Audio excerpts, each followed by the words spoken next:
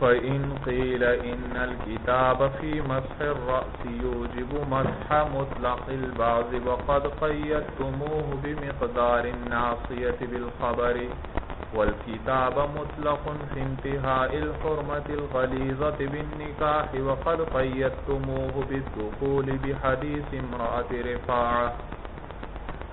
یہاں سے مولانا دو اعتراضات ذکر کریں گے جو شوافع احناف پر کرتے ہیں. بھائی احناف نے کیا کہا تھا؟ المطلق یجری علی اطلاقہ، کہ مطلق اپنے اطلاق پر جاری ہوگا. لا تجوز زیادت علیہ بخبر الواحد او القیاس، اس پر خبر واحد یا قیاس کے ذریعے زیادتی کرنا جائز نہیں. والمقید یجری علی تقید، اور مقید اپنی تقید پر جاری ہوگا. بھائی شوافع کہتے ہیں اے احناف، ہم آپ کو دکھلاتے ہیں کہ آپ اپنے ضابطے کو خود ہی توڑ رہے ہیں. بھائی آپ اپنے ضابطے کو خود ہی توڑ رہے ہیں. آپ نے کہا مطلق اپنے اطلاق پر جاری ہوگا. ہم دو مثالیں ذکر کرتے ہیں جن میں آپ نے کیا کیا؟ مطلق کو مقید کر دیا ہے خبر واحد کے ساتھ، تو خود ہی اپنے بنائے ہوئے ضابطے کو آپ نے کیا کیا؟ توڑ دیا ہے. پہلا اعتراض یہ کرتے ہیں کہ کتاب اللہ کے اندر والانا وضو میں مسح رأس کا ذکر آیا ہے. اللہ کیا فرماتے ہیں؟ وَامْسَحُوا بِرُؤُوسِكُمْ وَامْسَحُوا بِرُؤُوسِكُمْ. مسح متعدی ہوتا ہے کبھی بواسطہ حرف جر کے اور کبھی بغیر واسطہ حرف جر کے. تو وَامْسَحُوا بِرُؤُوسِكُمْ وَامْسَحُوا رُؤُوسَكُمْ دونوں طرح کہنا صحیح، لیکن فرق یہ کہ جب مسح متعدی ہو حرف جر کے واسطے سے یعنی با لے کر آئیں تو اس صورت میں ممسوح کا بعض مراد ہوتا ہے، ممسوح کا بعض مراد. اور اگر متعدی بواسطہ حرف جر کے نہ ہو بلکہ یوں ہو وَامْسَحُوا رُؤُوسَكُمْ تو اس صورت میں ممسوح کا کل مراد ہوتا ہے. تو اگر یوں کہا جائے وَامْسَحُوا رُؤُوسَكُمْ تو کیا معنی ہوگا؟ اپنے پورے سر کا مسح کرو. اور اگر یوں کہا جائے وَامْسَحُوا بِرُؤُوسِكُمْ تو اب کیا معنی ہوگا؟ اپنے باز سر کا کیا کرو؟ مسح کرو. تو یہاں پر مولانا کتاب اللہ میں آیا وَامْسَحُوا بِرُؤُوسِكُمْ کہ تم مسح کرو اپنے باز سر کا، کیونکہ کیا آئی ہے؟ با آ گئی، با آ گئی. اور یہ باز رأس مطلق ہے مولانا، کیا ہے؟ مطلق ہے. تو قرآن میں آیا اپنے باز رأس کا مسح کر لو، یہ مطلق تھا، لیکن آپ نے اس کو خبر واحد کے ذریعے مقید کر دیا مقدار ناصیہ کے ساتھ. کس کے ساتھ مقید کر دیا؟ بھائی قرآن سے صرف اتنا ثابت ہوا کہ باز رأس کا مسح فرض ہے، لیکن آپ یہ نہیں کہتے. آپ کیا کہتے ہیں؟ ناصیہ کی مقدار فرض ہے، ناصیہ کی مقدار جو تقریباً 24 اور کس کے ذریعے یہ مقید کیا آپ نے خبریں؟ حضرت مغیرہ ابن شعبہ رضی اللہ تعالی عنہ کی حدیث ہے. وہ روایت کرتے ہیں ان نبی صلی اللہ علیہ وسلم اتا سباقۃ قوم فبال وتوضأ ومسح على الناصیۃ وخفیہ والعمامۃ. حضور صلی اللہ علیہ وسلم تشریف لائے ایک قوم کے کوڑے کی جگہ پر اور حضور صلی اللہ علیہ وسلم نے پیشاب فرمایا. فبال حضور نے کیا فرمایا؟ پیشاب فرمایا. وتوضأ اور وضو فرمایا، اور وضو فرمایا. ومسح علی الناصیۃ اور مسح فرمایا کس پر؟ ناصیہ پر مسح فرمایا. ناصیہ پر مسح فرمایا. ناصیہ کہتے ہیں مولانا پیشانی کو. کس کو کہتے ہیں؟ اور مراد کیا ہے؟ سر کا اگلا حصہ پیشانی کے برابر مولانا، یہ تقریباً ربع راس بن جاتا ہے۔ کتنا بن جاتا ہے؟ تو حضور نے سر کے اگلے حصے پر مقدار ناسیہ کے برابر مسح فرمایا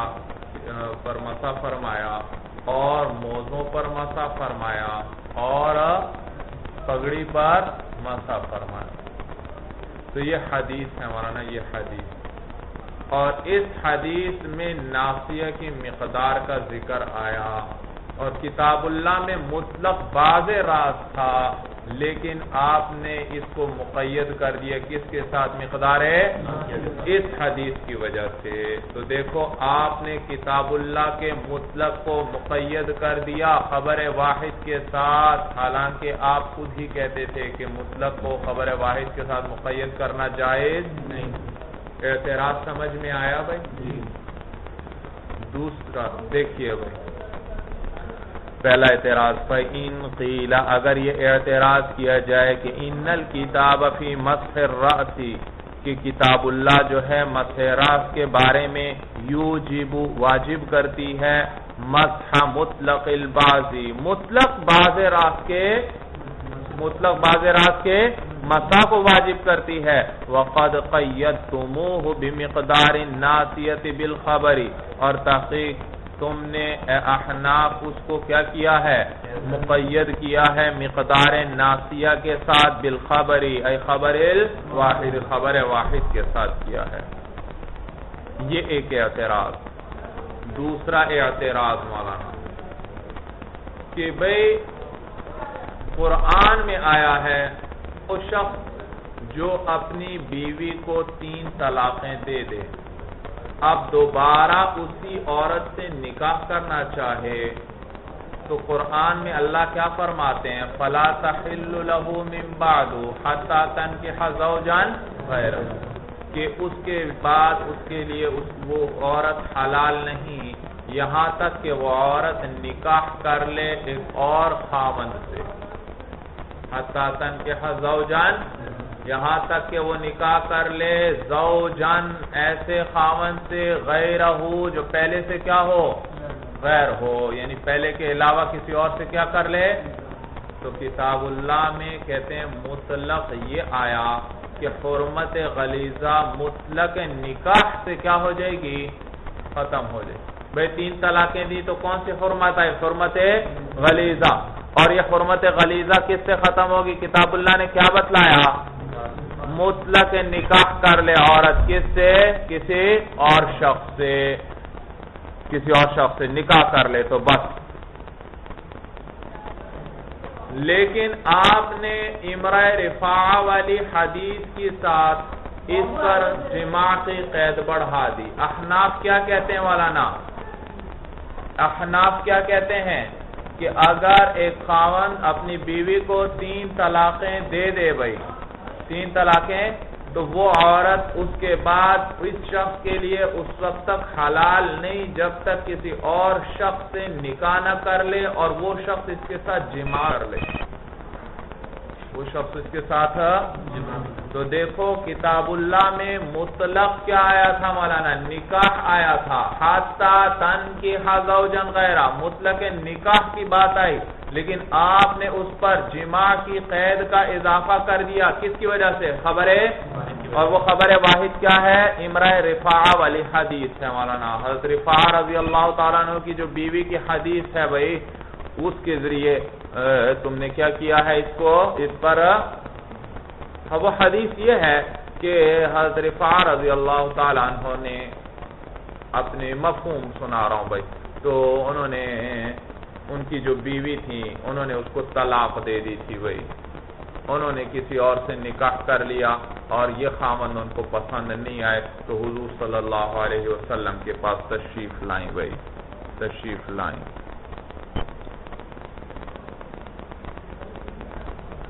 اور حضور کے پاس آ کر کیا کہا؟ اس نئے خاوند کے بارے میں ذکر کیا مولانا کہ یہ ناپسندیدگی کا اظہار کہ یہ تو جماع پر قادر نہیں بھائی، یہ جماع پر قادر۔ تو حضور صلی اللہ علیہ وسلم نے پوچھا کیا آپ رفاعہ کے پاس واپس جانا چاہتی ہو پہلے خاوند کے پاس؟ انہوں نے جواب دیا ہاں میں پہلے خاوند کے پاس واپس جانا چاہتی ہوں۔ تو حضور صلی اللہ علیہ وسلم نے فرمایا لا، ایسا نہیں ہو سکتا، حتی تذوقی من عسیلتہ ویذوق ہوا من عسیلتک، کہ ایسا نہیں ہو سکتا یہاں تک کہ تو نہ چکھ لے اس کے شہد میں سے اور یہ نہ چکھ لے تیرے شہد میں سے، یعنی تو پہلے خاوند کے پاس نہیں جا سکتی جب تک یہ نیا خاوند تیرے شہد میں سے نہ چکھ لے اور تو اس کے شہد میں سے نہ چکھ لے۔ اور یہ شہد چکھنے سے مراد ہے لذت حاصل کرنا۔ کیا مراد ہے؟ لذت حاصل۔ اور یہ کنایا ہے جماع سے، کنایا ہے کہ جب تک وہ تجھ سے یہ خاوند تجھ سے جماع نہ کر لے تو پہلے خاوند کے پاس نہیں جا سکتی۔ تو دیکھو اس حدیث میں ذکر آیا کہ پہلے خاوند کے پاس اس وقت تک نہیں جا سکتی جب تک دوسرا خاوند اس کے ساتھ جماع، اور یہ خبر واحد ہے، اور کتاب اللہ میں مطلق نکاح کا ذکر آیا تھا، لیکن اس حدیث کے اندر چونکہ جماع کی قید موجود تھی تو آپ نے اس خبر واحد کے ذریعے کتاب اللہ پر کیا قید بڑھا دی؟ جماع کی قید بڑھا دی، تو وہ مطلق نہ رہا بلکہ کیا بن گیا؟ مقید بن گیا۔ کیا اعتراض سمجھ میں آیا بھائی؟ دیکھیے بھائی والکتاب، دوسرا اعتراض والکتاب، یہ مولانا انا کا اسم ہے، اس کا عطف ہو رہا ہے پہلے جو الکتاب گزرا۔ والکتاب مطلق فی انتہاء الحرمت الغلیظۃ، اور کتاب اللہ مطلق ہے مولانا کس میں؟ حرمت غلیظہ کے ختم ہونے کے بارے میں، بن نکاح، کس کے ساتھ؟ نکاح کے ساتھ حرمت غلیظہ ختم ہونے کے بارے میں مطلق ہے۔ وقد قیدتموہ بالدخول، اور اے احناف تحقیق تم نے اس کو مقید کیا ہے دخول یعنی جماع کے ساتھ، بحدیث امرأۃ رفاع، امرأہ رفاع والی حدیث کے ساتھ، بھائی حدیث کے ساتھ۔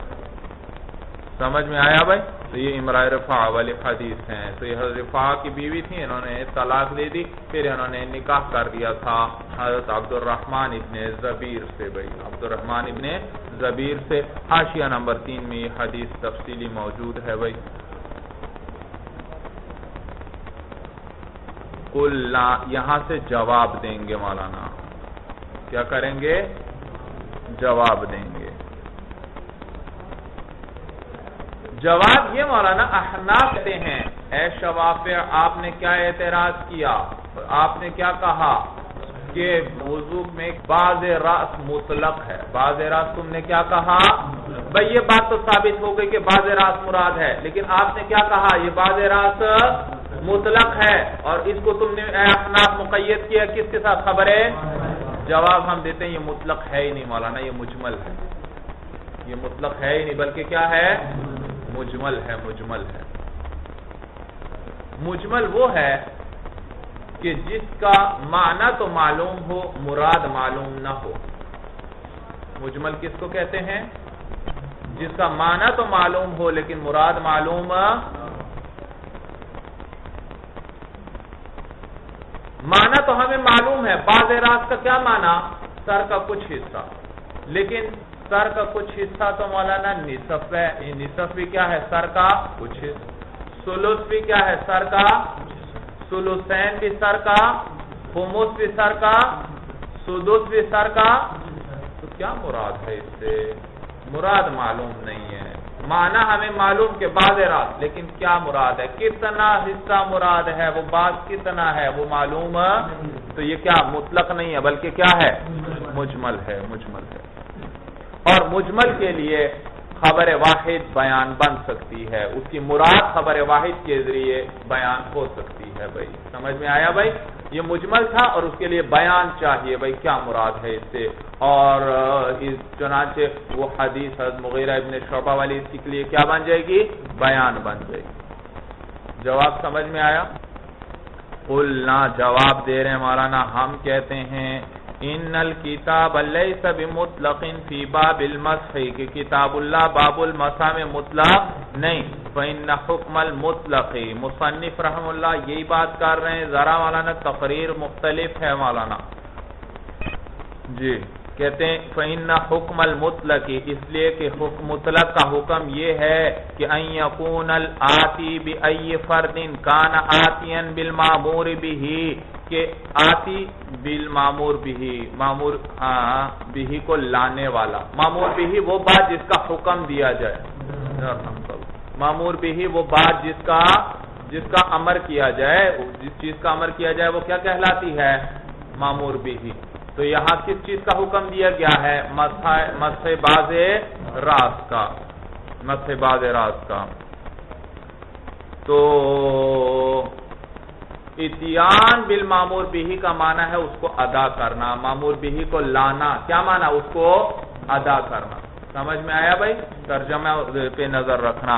ان یکون الآتی آتی کا کیا ترجمہ کریں گے؟ اتیان بالمامور به کا کیا معنی ہے؟ ویسے تو معنی ہے لانے والا کیونکہ آتی کے معنی ہوتے ہیں آنا اور باز سلا آ گیا تو اب کیا معنی؟ لانا. لیکن مراد کیا ہے؟ ادا کرنا. کیا معنی ہے؟ ان یکون الآتی بأی فرد مطلق کا حکم کیا ہے کہ ادا کرنے والا کسی بھی فرد کو یعنی کسی بھی فرد کو ادا کرنے والا کان آتیا بالمامور به وہ ادا کرنے والا ہے معمور به کو. مطلق کا حکم کیا بیان ہوا مولانا کہ اس کے کسی بھی فرد پر عمل کر لیا جائے تو اس نے معمور به پر کیا کر لیا؟ عمل کر لیا. اس کے کسی بھی فرد کو ادا کرنے والے کو کہا جاتا ہے اس نے معمور به کو ادا کر لیا ہے. مثلا مولانا کفارہ ظہار اور کفارہ یمین کیا بیان ہوا؟ تحریر رقبہ. کفارہ ظہار میں کیا کرنا پڑے گا؟ یہ گردن آزاد کرنی پڑے گی. کفارہ یمین میں بھی کیا کرنی پڑے گی؟ اور یہ گردن کا آزاد کرنا یہ گردن مطلق ہے یا مقید ہے؟ مطلق ہے. اس کے ساتھ ایمان کی قید موجود نہیں ہے. ایمان کی قید موجود نہیں. لہذا اب اس کے کسی بھی فرد پر عمل کر لیا جائے تو کہا جائے گا کہ اس شخص نے معمور به کو ادا کر دیا ہے. مثلا آپ چھوٹا غلام آزاد کریں یا بڑا غلام آزاد کریں کیا کہیں گے؟ اس نے تحریر رقبہ کی. آپ کافر غلام آزاد کریں آپ مومن غلام آزاد کریں کیا کہا جائے گا؟ اس نے تحریر رقبہ کر دیا ہے. آپ مولانا مرد کو غلام کو آزاد کریں یا باندی کو آزاد کریں کیا کہا جائے گا؟ اس نے تحریر رقبہ. تو مطلق کے کسی بھی فرد پر عمل کر لیا جائے تو یہ کہا جاتا ہے کہ اس نے معمور به کو کیا کر دیا ہے؟ ادا کر دیا ہے. سمجھ میں آیا؟ فإن حکم المطلق اس لیے دوبارہ دیکھو اس لیے کہ مطلق کا حکم یہ ہے ان یکون الآتی بأی فرد کان آتیا بالمامور به کہ ادا کرنے والا اس کے کسی بھی فرد کو ادا کرنے والا ہے معمور به کو. والآتی بأی بعض کان ها هنا لیس بآت بالمامور به لیکن یہاں پر کسی بھی بعض رأس کو پر کسی بھی بات کو ادا کرنے والا یہاں پر معمور به کو ادا کرنے والا نہیں کہلائے گا. بھائی بعض راس کے کتنے افراد بن گئے؟ بھائی بہت سے افراد بن گئے. ثلث بھی کیا ہے؟ بعض راس. ربع بھی کیا ہے؟ خمس بھی کیا ہے؟ سدس بھی کیا ہے؟ تو جس اور مطلق کا حکم کیا ہے؟ اس کے کسی بھی فرد پر عمل کر لیا جائے تو کیا کہا جاتا ہے کہ اس نے معمور به کو ادا کر لیا. لیکن یہاں پر ایسا نہیں مولانا. ان میں سے کسی بھی فرد پر عمل کرنے والے کو یہ نہیں کہا جاتا کہ اس نے معمور به کو. مثلا اس نے ایک شخص نے کتنے پر مسح کیا؟ نصف پر مسح کیا. تو کیا اس کو کہا جائے گا اس نے فرض ادا کیا ہے؟ یہ نصف فرض تھا جی. ایک کرتا ہے مثلا نصف پر ایک آدمی کرتا ہے ایک آدمی مولانا سلس پہ مسح کرتا ہے، ایک آدمی ربع پر مسح کرتا ہے، ایک آدمی خمس پہ مسح کرتا ہے، تو یہ نہیں کہا جائے گا ان میں سے ہر ایک کو کہ اس نے کیا کیا ہے، فرض کو ادا کر لیا ہے، ورنہ تو ایک کے لیے کیا فرض ہوا خمس، ایک کے لیے کیا فرض ہوا سدس، ایک کے لیے کیا فرض ہوا ربع وغیرہ، ایک کے لیے نصف مولانا، تو یہ تو ہر ایک پر برابری کے ساتھ صادق نہیں آ رہا، حالانکہ مطلق تو اپنے تمام افراد پر برابری کے ساتھ صادق، تو ایک کے لیے فرض کیا بن گیا مولانا نصف، ایک کے لیے آپ نے فرض کیا قرار دے دیا، تو مطلق یہ ہے کہ اس کے کسی بھی فرض کو ادا کر دیا جائے تو کیا کہا جاتا ہے کہ اس شخص نے مامور بہی کو، لیکن یہاں پر اس کے کسی بھی فرض پر عمل کرنے والے کو یہ نہیں کہا جاتا کہ اس نے فرض کو کیا کر دیا ہے، ادا کر دیا ہے، یعنی اس ثلث کو، اس نصف کو، اس ثلثین کو ان کو کوئی بھی فرض قرار نہیں دیتا، حتیٰ کہ امام شافعی رحمہ اللہ بھی اس کو فرض قرار نہیں دیتے، ان کے نزدیک بھی 3 بالوں پر مسح فرض ہے۔ باز راس کا ادنا حصہ کتنا ہے مولانا، 3 بال، ان کو کیا کہہ سکتے ہیں، باز راس، کیا کہیں گے، باز راس۔ ہر فرض پر مطلق برابری کے ساتھ صادق آتا ہے، لیکن یہاں پر ہر فرض پر برابری کے ساتھ صادق، ان میں سے ہر ایک کو فرض کوئی بھی قرار، کوئی یہ نہیں کہتا ثلث پہ فرض، نصف پہ فرض، خمس پہ فرض، حالانکہ یہ تمام اس کے افراد ہیں مولانا، تمام اس کے، معلوم ہوا یہ آیت مطلق نہیں بلکہ کیا ہے، مجمل ہے، اور مجمل کے لیے خبر واحد بیان بن سکتی ہے۔